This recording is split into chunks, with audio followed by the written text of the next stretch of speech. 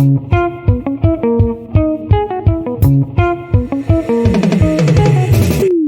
Conquest of Bliss, a podcast about finding light in the darkness.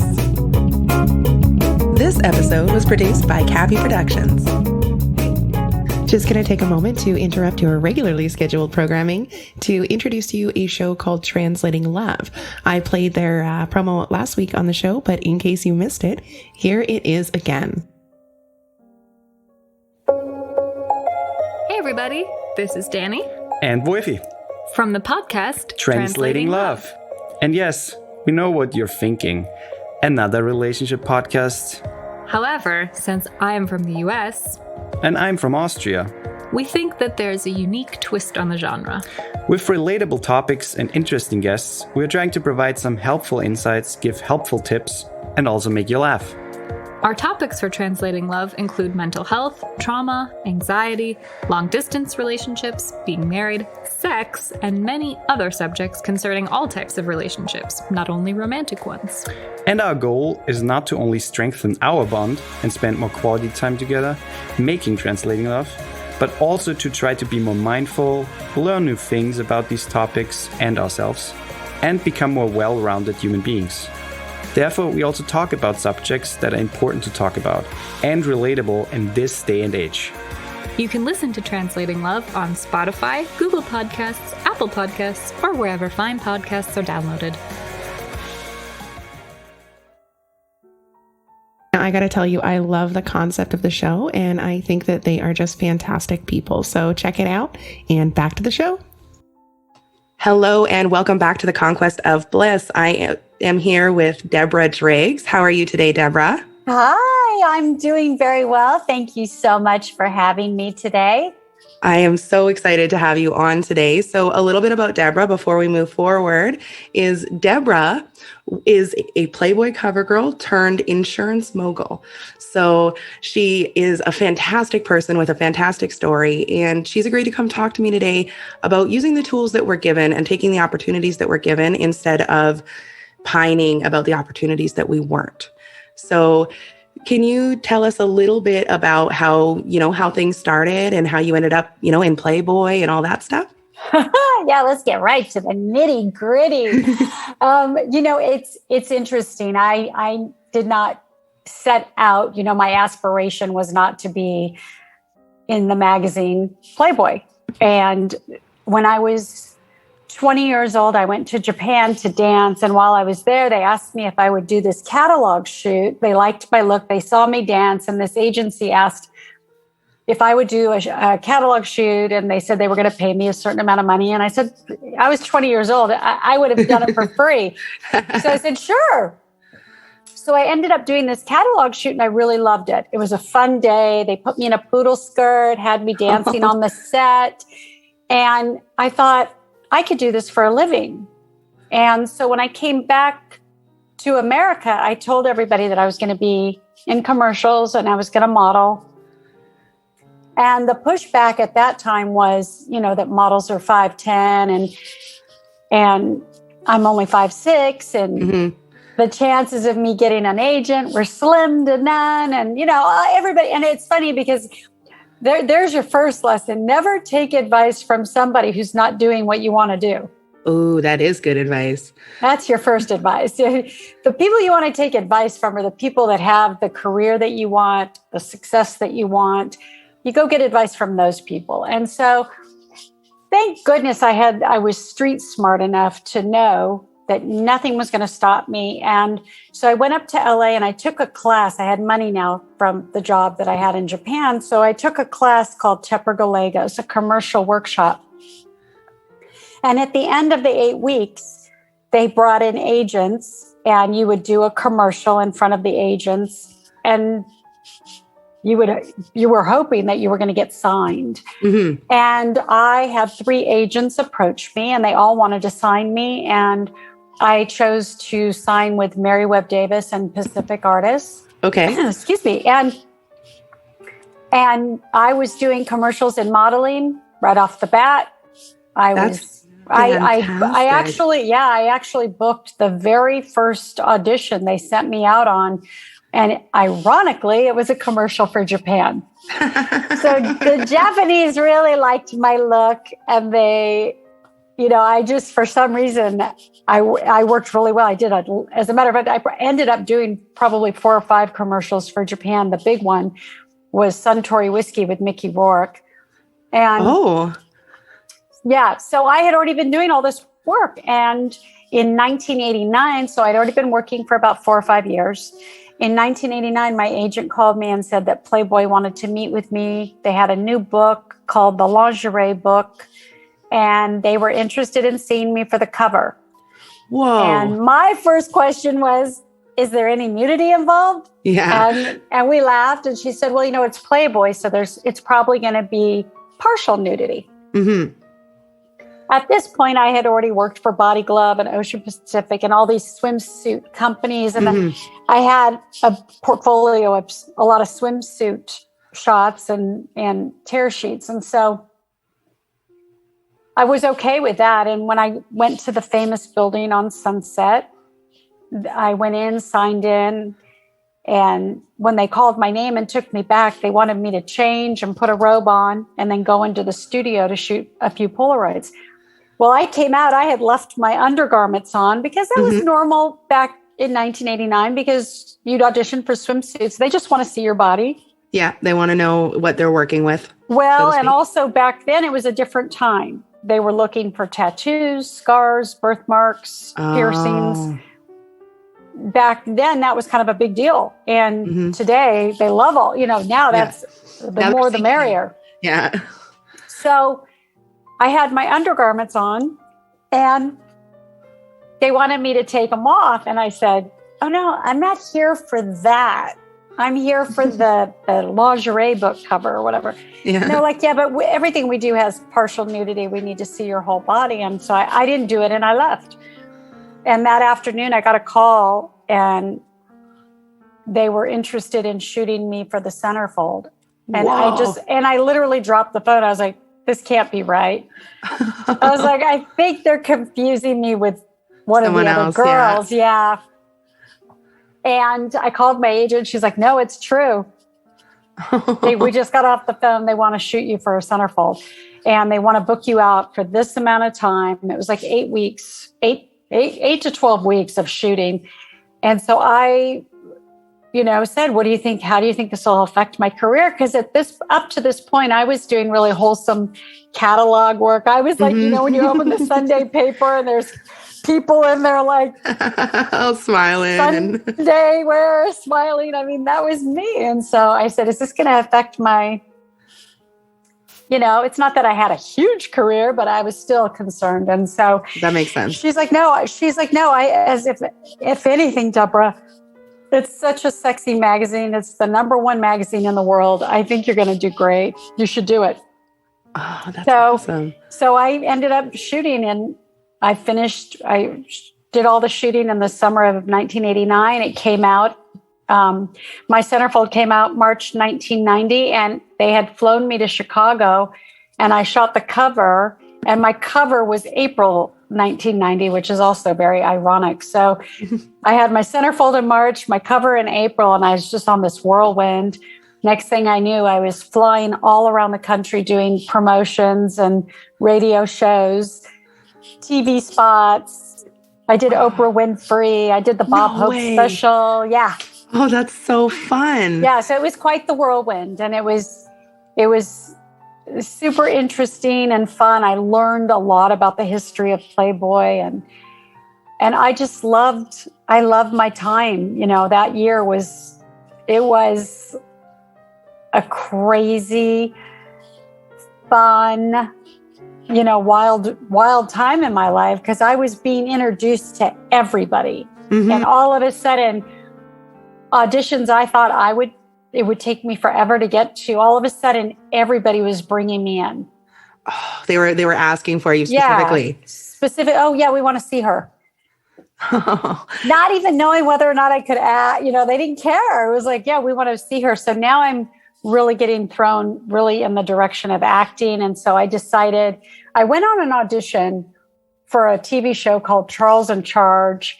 And I've heard of that. Yeah. with Scotty Baio. And I went on the audition. It was for a big part on the show. And I didn't do so well on the audition. And the casting director was sweet enough to just stop me and sit me down. And he said, hey, Deborah, I would have hired you the minute you walked in the door. You have a great look. You have the personality, but you need to learn how to act. So I enrolled myself that day in a 2-year Meisner technique. And I really worked hard. I actually took myself out of the game a little bit with Playboy and doing the promotions and all of that. And I really studied, how to act. And my auditioning I had so much more confidence. I felt so much more like in control now going on auditions because I knew what I was doing a little, when you start to really understand how it works, it all comes together. And so I started getting cast in little parts. And then I got cast in a pilot. Even though it didn't get picked up, it was like I was getting cast and I was getting momentum. And so that was all great. And then I met my husband in acting class. And we got married in 1992.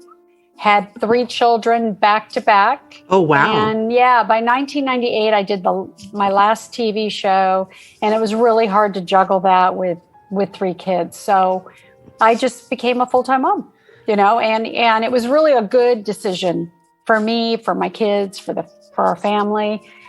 And we decided to move to Park City, Utah. Oh, wow. That's quite a change of pace. It was a really big change, but we wanted to raise our kids in a wholesome environment where they could have 4 seasons. They could run around. They could walk to the park and, they didn't have to be in a car being schlepped around all the time. In LA, kids are in the car most of the time. So after living there for, almost a year, my husband and I got divorced. And that's pretty much right. That was the most troubling time in my life because now I'm 40 years old, no money, 3 kids, I'm hitting, I had an agent in Salt Lake and I'm hitting a commercial here and there, but nothing stable. So, and I really didn't know what I wanted to do. I never thought I'd be in that position. I never thought I'd be in that place. And I just felt so low. So I took, a few, I had to work. I didn't leave my marriage with this big alimony plan, settlement, whatever you want to call it. Yeah.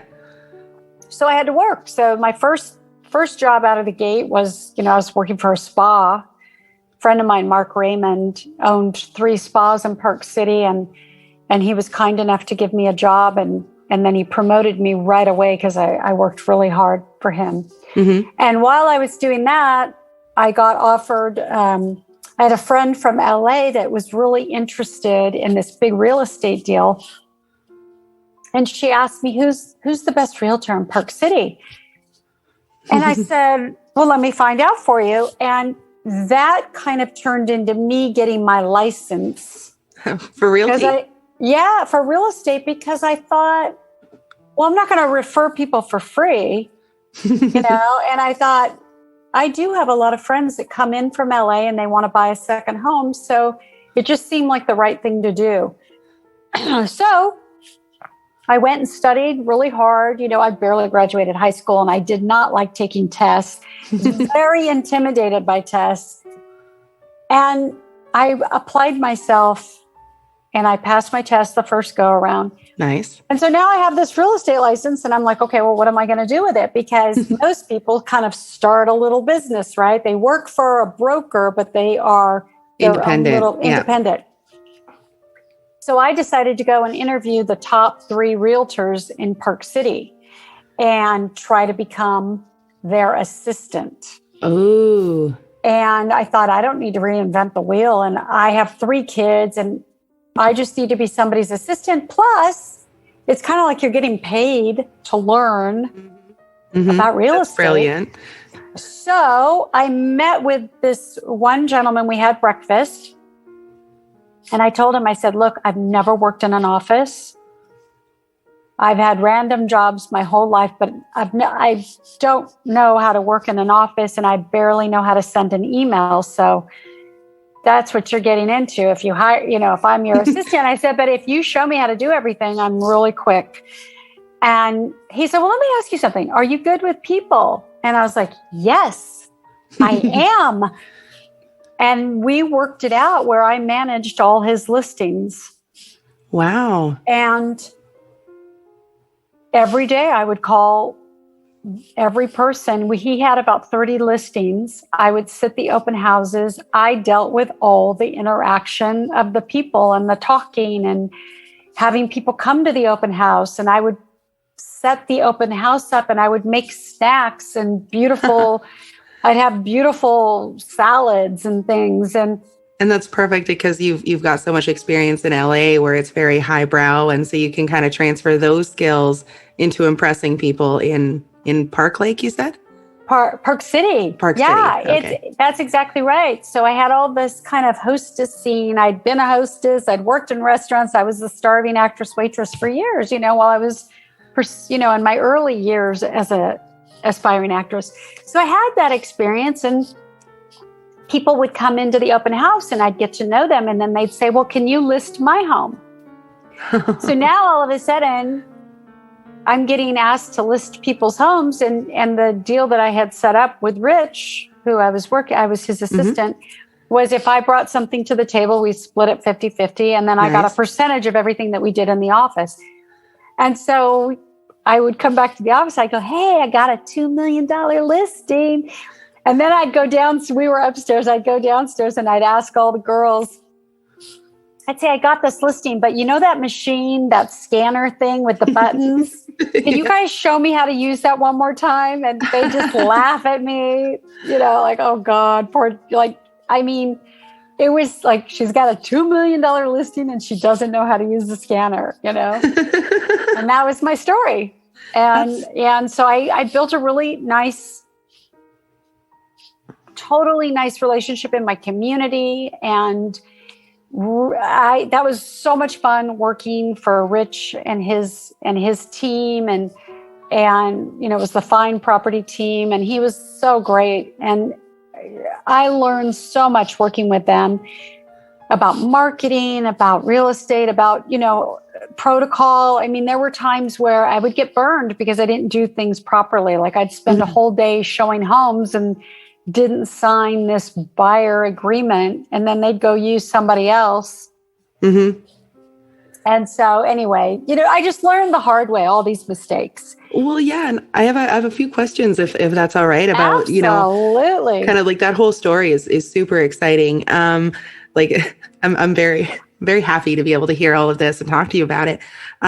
So like going a little bit further back, I'm going to try and go sort of in order. When all that whirlwind was happening with the acting and the Playboy and all of that stuff, were there many like dissenters, who were saying, oh, you shouldn't do that or anything like that? Or was being in LA helpful for having supportive people around? Yeah, I think being in LA was super helpful. I know that there were a few pushbacks because it was 1989. There was no internet. It was a different time. You couldn't Google somebody and find anything out. And so the only way to really see me was to get the magazine. Mm-hmm. And I remember, Playboy would say, are there any towns specifically you'd like to do some promotions? And we had reached out to my father's hometown is Moses Lake, Washington. Okay. Really small town.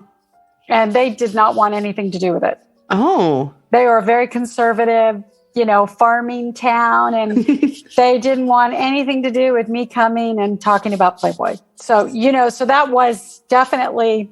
So while that was going on, what about internally? Like, was there any conflict there? Because it sounds like you were just confident and ready to go from the get-go. The one thing I can say about myself, and I don't know where this comes from, but I just didn't focus on that. I would just be like, okay, well, next, what's next? And that was my attitude. When that came back, when they said, hey, and I remember like people would talk to me like it was a big deal. Like, hey, yeah, we reached out to some radio stations and they don't want to do an article and they don't want to have you come in. And I was like, okay, well, where can we go? And I think it wasn't like I even thought about it for a second. It was just, for me, it was like, okay, well, what's next on the list? Let's just keep going. I think that that's a very, very helpful attitude to adopt. And it's cool that you kind of came into it naturally. And that sort of leads into the next thing that I was going to ask you about. And that is, when you did the realtor thing, like, were you ever advised to, present yourself as you are? Because I know a lot of people have a desire to, especially when it comes to jobs or whatever, to present themselves as something bigger than they are or more impressive than they are. And I was given the advice, and it was excellent advice, to never do that. Always just present yourself as you are and do your best, without, I think that's downplaying. why I had the success that I have, is because I think I am authentic. There's nothing, this is it, Yeah. And did I go around saying, hey, by the way, I was on the cover of Playboy magazine? No, people would find that out on their own. And then it was always really funny because I could always tell when somebody knew and they were just dying to ask me, like, were you in Playboy? Because, I don't look how I looked when I was 25. I did Playboy when I was 25 years old. Mm-hmm. So they would just look at me like they weren't sure. And I could be in meetings, even today, and I can tell if somebody's Googled me, and, I use Gaylord, my married name. I've used Gaylord in business. So a lot of the times it never came up.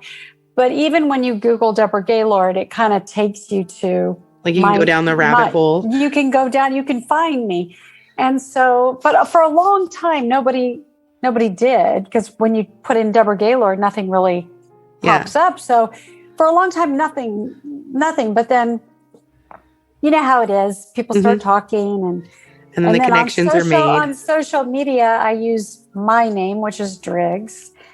And then it kind of, but I it's funny to me because I'll be in a meeting with 4 or 5 people and I feel the energy and I'll look around the room, and then all of a sudden I know. I'm like, oh, that person knows. They Googled me. Something's up. And then sure enough, they'll come up to me after the meeting. I'll be like, so what was Hef like? Like, yeah, I knew it. I could tell. That's so good. That's so good. So you were doing the realty thing. And then, am I incorrect? You did insurance as well, right? So insurance is what I do now. Okay, that's what I was thinking. So what happened was in 2008, when the market completely crashed, bonked, whatever you want to call it, completely bonked.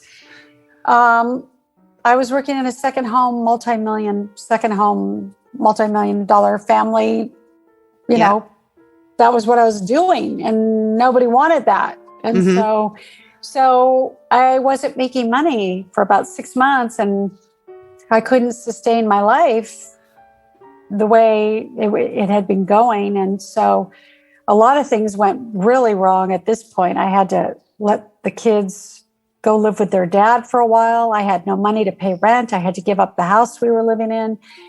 I didn't have any cash. I mean, I had no money. I never invested in my life. Yeah. I never saved for a rainy day. I learned everything the hard way. And my ex, I think, had filed bankruptcy. And so he was not in a good place. And so here we are, no money, and so my kids I go live with my mother in Ocala, Florida, in a 55 and over community. Oh my goodness. And you want to talk about rock bottom. I was like, what happened to me? I am literally no money, living with my mom. I'm in my 40s. My kids are with their dad. They're upset. They want to be back with me. I mean, it was just a whole, and then it'd be like, all those little things that you forget as years go on. But I mean, it would be like my phone got shut down, or, all those little things that are like the Post-it notes getting stuck to you and you can't get out. It's like, oh my God, another problem today. And it starts to feel like you're drowning. I was drowning. That's how it felt. It just felt like I could not get air. And everything I would try to do, it just felt like I got pushed back under the water. And that's just how it felt. And anybody that suffers with anxiety or abandonment or fear really badly, like I do, I didn't know what all that was. You know, I had kind of gotten through my life kind of like with all of this optimism and, you know, guts and grinding and like just kind of skimming across, that when something hit that was really big, I wasn't really prepared. I had never done any work on myself, and I had never looked at my side of the street. I had never even considered that there was something wrong with me. I just thought it was everything else, you know, and it was 2008. It was my ex-husband. It was this, it was that. It was always something outside. And I was also around people that also felt that way about their lives, because you know how it is when you are living that way, you attract that energy. Exactly. So everything around me was like, well, yeah, can you believe that? Yeah, well, that's terrible. And nobody was doing gratitude lists. Nobody was living in bliss or experiencing a great meditation. I was barely getting out of bed. I mean, it was just a really horrible way to live. And not ever, I didn't get it. You know, it's like, I think there's always goods and bads to everything. I agree. And what's great about all of that is that I just was this immature 40-year-old. I was so immature. And the great thing about that is that I actually looked immature too. You know what I mean? Like, I didn't look my age. I didn't act my age. I was just very immature and very unreasonable, and really no tools whatsoever to deal with a rainy day. So I just went into complete like isolation and self-pity until I got out of the environment. Yeah, you understand. And so what was it like? Because that's a hard thing to learn. Like I always say to people that, like, you know, you can't see what you don't see, you know? And so when, like, for me, like, I've also been there, but I went through like rehab and stuff, and they kind of drilled it into me to make me see it. But most people don't have an experience like that, where they have someone like, you know, who's paid to make you see things. So well, you probably know this really well then. And I would bet money before I even say this, that you will completely get this, is that it's not something that you learn, you get, and woohoo, I got it. It's all going to work out now. It's a very slow process.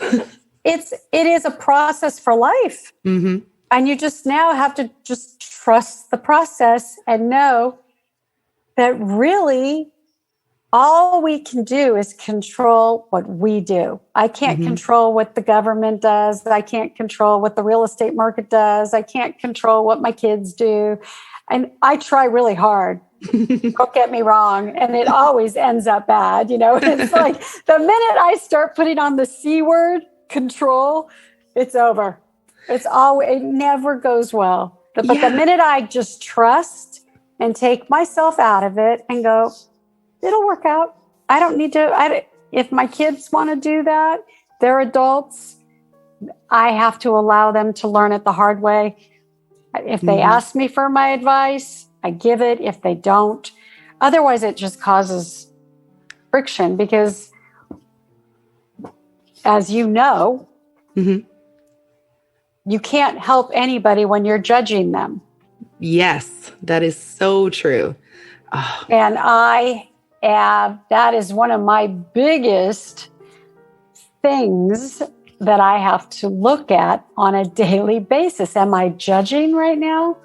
Am I trying to control the situation? Am I judging it? Do I need to step back and just focus on my defects and not their defect? Like, you know, and so it's not, well, I'll go back to, it's not something that you learn, you got it, woohoo, can move on and live in bliss. It doesn't happen. For me, it's a daily practice. Mm-hmm. And, I get it now because I grew up, doing I was an athlete. I was a figure skater.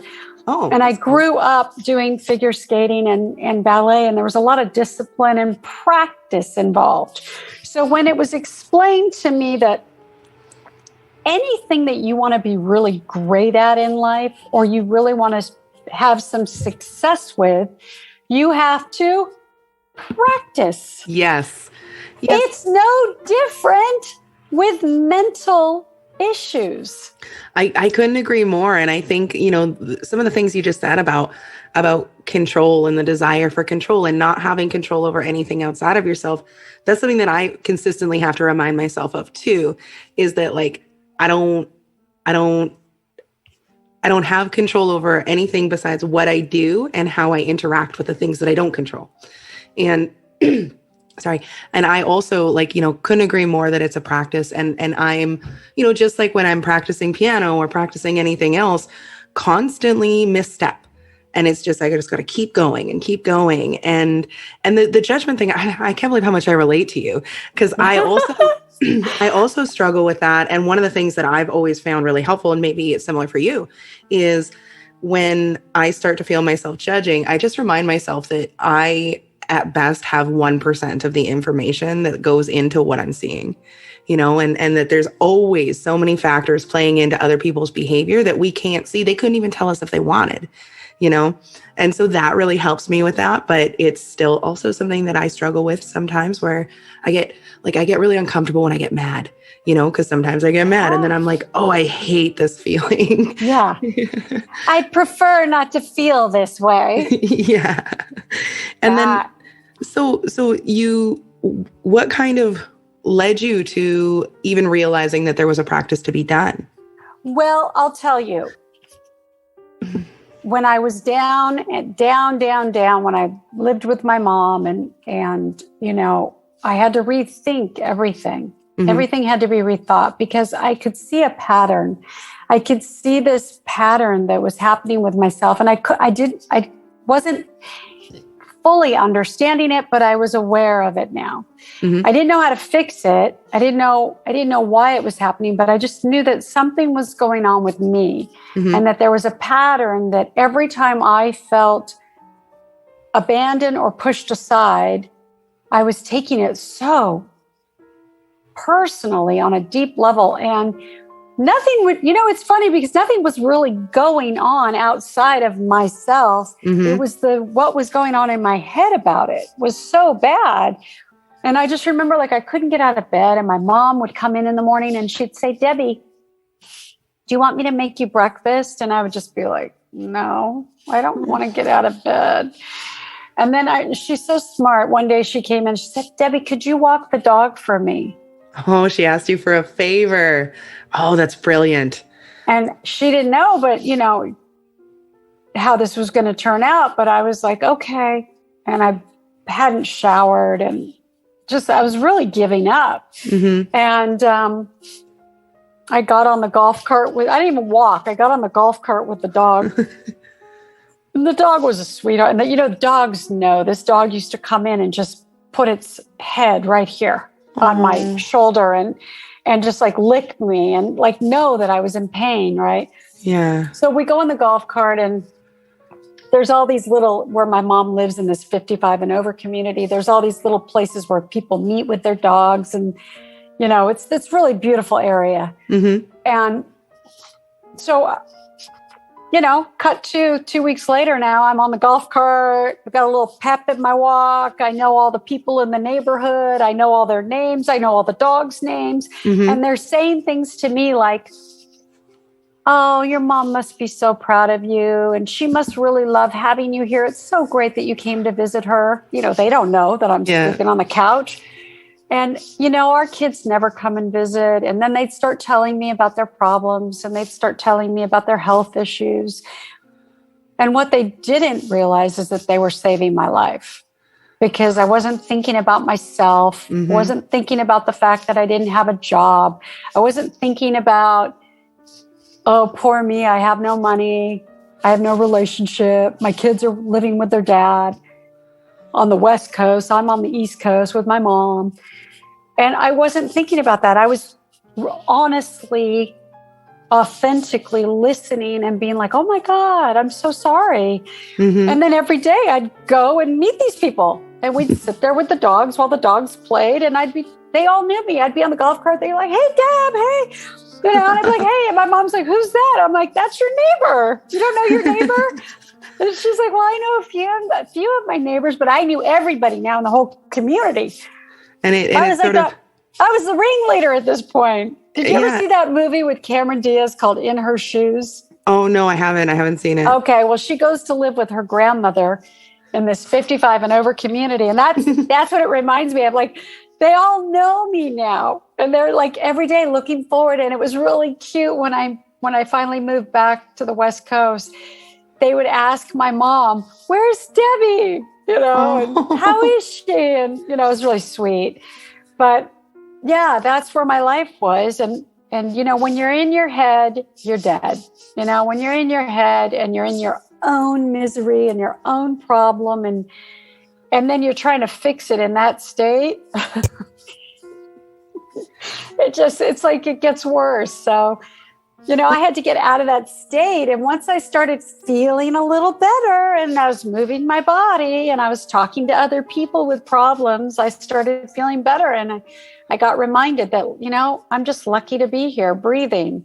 But I still didn't have the tools. I had awareness and no tools. And so sorry. I was just gonna say, it sounds like you had tools as they came, like being present when people kind of sort of forced you to be present and stuff like that. And you know, but without the understanding of how to apply the tools on your own, it's still going to be extremely challenging. It's so challenging. And so it took a while. You know, I'm like a late bloomer. I did not get this until my 50s. And all of a sudden I was thinking, you know, you have some choices here. You can keep grinding it out, or you can learn and grow. And so when I started to get some success in the business I'm in now, I realized, you know, I thought that was going to fix everything because I thought that was my problem, that I didn't have enough money, you know. That's a common thought. And I would say to the universe, whatever you want to believe in, but I would say things like, if you just let me have enough money to get my kids through school, I just need to get them through college, you know, like this would be my big prayer. Well, that happened. I got my kids through school. I got them through college. So you have to be really careful what you put out because the universe is listening. And so when I started getting success, I thought that was going to fix all my problems. It was the money that was the problem. I didn't have enough money. Then when I had enough money, I still had the problem. Yeah, that's always how it goes. I thought, wow, I thought when I made all this money, I was going to be really happy and really joyous and free. And I wasn't. And that was, I think, probably the biggest lesson of everything in my life was that that's always what I thought the problem was. That I wasn't independent and I didn't have any money. And I felt really bad about myself about that subject. And that was not the case. I made the money and I made it really, really, when I got into the business I'm in now, I had 3 really successful years back to back and I had the money. And guess what I did? I blew through it. You would have thought I would have said, okay, now I'm going to invest. I'm going to do this. I'm going to be smart. So I'm never in this situation again. But no, I was like a kid with candy. It was like, I have money. Yay, let's go travel the world. And I did. And so, you know, it's a really good idea to really look at a young age at all these things. Because as you get, for me, my experience is I did all this in my 40s and 50s. Really tough years to be going through all this stuff. Yeah. It might be a real good idea to do it when you have more energy and you can deal with your trauma a little bit more, with a little ease. It's not easy at any age, but you don't have all the stress that you have. As you get older, there's a different kind of level of responsibility and all sorts of other things that. Yeah, you're starting to think about your retirement. You're starting to think about, not that I'm ever going to retire, but but you start to think about it like, okay, I'm going to be in my 60s soon. And how does that, and that adds a whole other level of interesting thoughts, Yeah. And it's interesting. I've talked to both on the show and in general, a lot of people who are in their 50s and 60s. And it's really similar. And I think to some degree it has to do with the accessibility of the tools in the year. I don't know if you're a late bloomer or if the tools just weren't really available. And I suspect it's more like that. But yeah, I agree. The sooner you can get started, the better. Because I started my journey a decade ago, and I still have an immense number of struggles and abandonment issues and trauma that comes up, just randomly bubbles up and gets in the way. And so I relate to that. And so now, like, what are some tools that you find really useful now in your journey? So I have a routine, and it's a great question, because I can tell you all the things that don't work, because I've tried a lot of those things, and I have a great pair of running shoes. And when things started to get really tough, I would just run all the time. And that's just not the way to solve anything. So now I just sit. I sit in the whatever it is. The feelings. Whatever the feelings are. I just sit. I have a routine. So I get up every day at the same time. Yeah. I have a morning routine, which I think is really important to start out the day with either a gratitude list or an intention list, or even 2 affirmations of how you'd like the day to go. Yep. Because when you're the director of your show and you're saying, hey, today I just want to be grateful for all possibilities. I want to be grateful for the fact that I'm able to work. I want to be grateful that I have air to breathe. I want to be grateful that there will be food for me today. I just want to recognize that today. I want to be aware that I have these things that other people don't have. That I'm not down the street in a homeless camp. That's right outside my door. Oh, okay. And I want to feel really grateful that I have my health.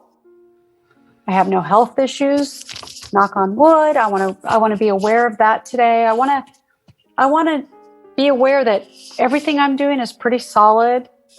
I have clients.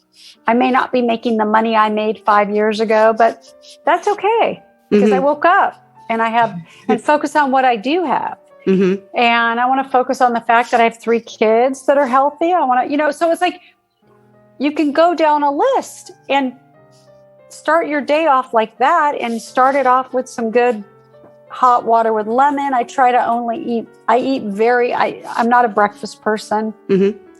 Never have been. And I don't want to, there's certain things in life that you just don't change if they're working. And for me, breakfast is not appealing. It's not appealing for me to wake up and put food in my body immediately. Yep. In the morning, I like to have a lot of hot water with lemon. I like to have my latte. I like to drink water. I like liquids in the morning, and I like to meditate. I have meditation music that plays all day, especially if I'm in my office. I write quite a bit now, more than ever. Like journaling kind of writing? Journaling, writing. If I can't think of anything to write, I just write a gratitude list. Even if I wrote one yesterday or a week ago, I write it again. Because there's something about the motion of writing with the connection to the mind. If you're just thinking about it, it doesn't wire you the same way. But if you're actually writing, it wires those problem areas really well for you. Yeah, it I think has to do with the just the taking extra steps so that your brain has to sort of focus on more things. So go ahead. Sorry, I didn't mean to. Yeah, no, that's so true. And so I write. I can tell you what I do. I have a whiteboard right in front of me. So morning meditation and prayers. I sit in silence. I drink hot water with lemon. I put on my meditation music. I either do my strength training or I walk. Mm-hmm. And then I open my emails. And I get probably now at this time in my life, I get about 50 to 100 emails a day. It's not a lot. There used to be a lot more.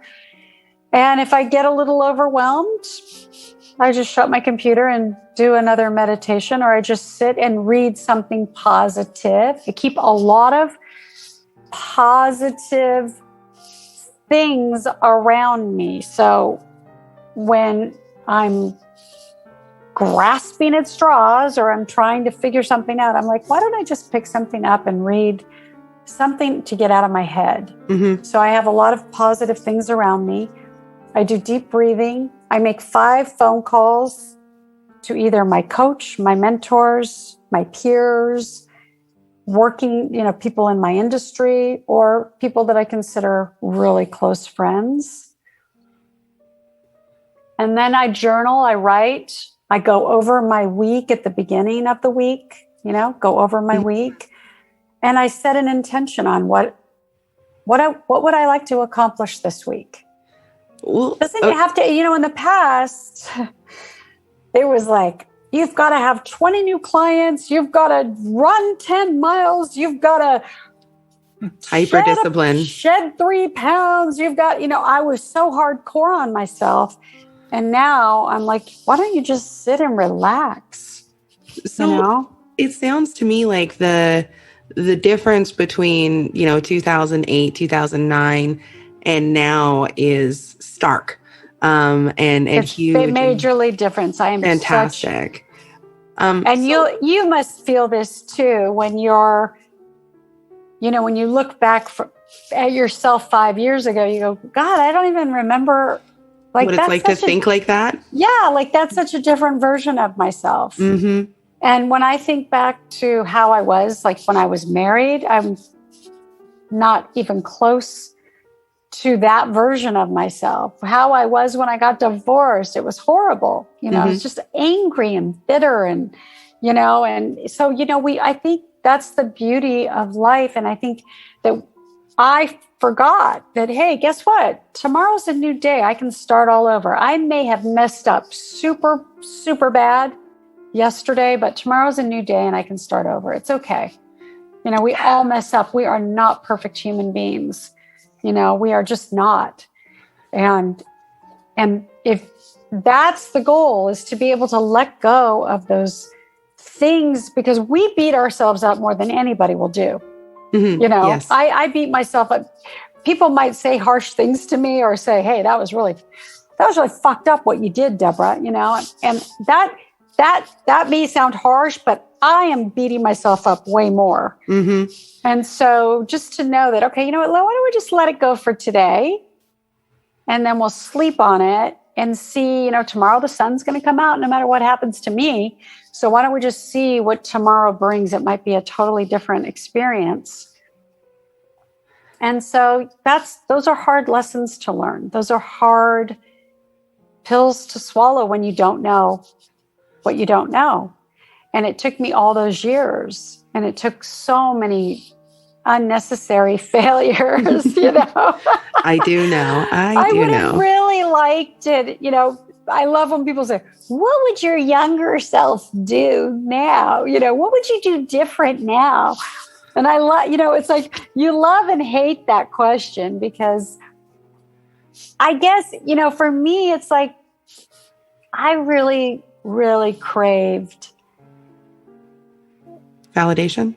No, not so much validation, but parenting. I craved parenting, and I didn't have a lot of parenting. I didn't have a lot of mentoring. I didn't have, thank God for my ice skating coaches, because that's probably what saved my life, really. because nobody else in my life nobody really cared if I went to college. Nobody cared if I did well in school. And I kind of wish that I would have had a little bit more of that, because I was really smart. I just didn't apply myself, especially when I got to high school. I just gave up, Yeah, I think that's a really good point. Is guidance is super helpful. Like, huge difference, and it can be really overwhelming for people today because there's so many different versions of guidance that it's almost like it may as well be none. But I did. Okay, so I want to ask you one more question before I ask you where people can find you and all that fun stuff. Okay. So you've gone from no tools to just an incredible routine that everything that you mentioned, I think, is super helpful. What was the first thing? What was the first thing that changed from that? The first tool you adopted with any kind of regularity? That's a great question. I would say on my own, because I have done a lot of different growth, learning type of things in the last 4 or 5 years. But on my own, I think the first thing that I found it felt almost like, and I don't take prescription anything. I never have. That's just not a part of my story. I'm really anti-vaccine pill, whatever. So, but yoga, when I found yoga in 1994, 95, that was the first thing that started to, my thinking started to shift because all of it, because there's something about the practice of yoga that's almost like an anti-anxiety. And I was so riddled with anxiety all the time. And I didn't know that, I just didn't know what I didn't know. I didn't know that was my problem. I didn't know that I was walking around with all this untreated trauma and anxiety and post PST, whatever you want to call it. Yeah.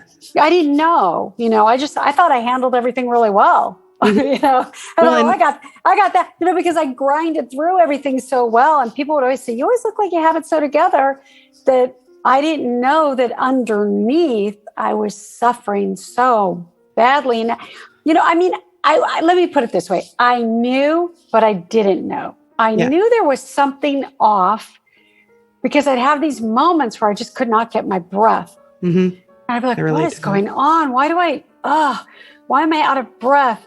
And then I would do yoga and it would calm me down. And it was almost like if somebody gave me a pill and it just magically calmed me down. And so yoga was like my start into mindfulness and looking at things from that lens. It was like a different lens.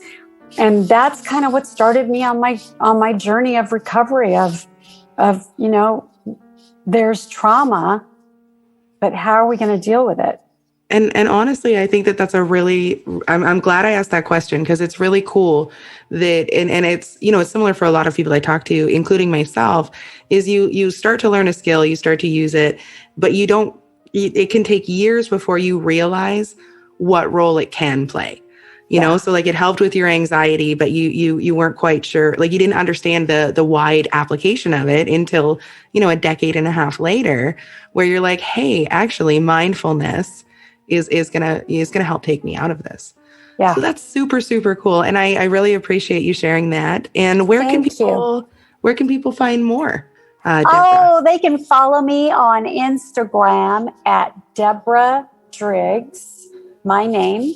That's 2 G's. I am posting everything on my journey. I'm launching a website this week. I'm getting ready to launch a book by the end of the year. And I'm going to be talking about all these stories in my book and how I relate them to the successes that I've had and the failures that I've had. Well, that's exciting. And the goal is to inspire somebody who might be in their 40s that has got knocked down, especially in today's world with everything that's happened in the last year. People got knocked down. They had to close their mom and pop shops. They had to start all over. And I get it. I've had to do that a few times in the last 17 years. So I completely get it. Well, I really appreciate you sharing your story, and we can play a game if you're into it. I love games. Yes. Nice. Perfect. So you're going to guess Australian slang, and some of it might be obvious and some of it might not be. I'm not really sure. This is from Australian slang. Okay. Mundly.com, if anyone's wondering. Okay. So what is a bottle-o? Say it one more time. Bottle-o. A bottle-o. Bottle-o. Okay, well, I got to think. It's not going to be the obvious thing I'm thinking. So let's see. A bottle-o is a mess up. It's a liquor store.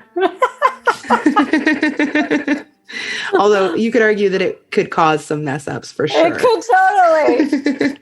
What is a mozzie? A cigarette. No, it's a skeeter or a mosquito. I was going to say skeeter. That's what we call them. This is really torturous. I've never been to Australia. We should have picked a country I've been to.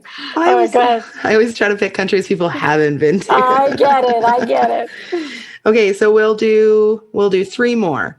Okay, so what is Milko? Milko, a cow. It's the milkman, but okay. Not terrible. Second to last one is what is Macca's? Macca's. Candy. No, it's McDonald's. It's McDonald's. Isn't that wild? Oh, of course it is. And we're going to finish with a very obvious one that I'm sure you'll get. What is a Barbie? A shrimp on the Barbie, a barbecue. Yes, it's a barbecue. I had to say the whole phrase before I did it. Exactly. That's what I do. Shrimp on the Barbie. Oh, so is there anything that you want to add before I say goodbye to the listeners? I just want to say thank you so much for allowing me to share my story today. And if somebody got something out of it that was helpful to a struggle they're having today, then I did my job. So thank you so much. I really appreciate it. Thank you so much for being vulnerable and willing to share the story. It's harder than people think. So yes. I appreciate that so much. And so thank you, Deborah. And to my listeners, I love you. Bye.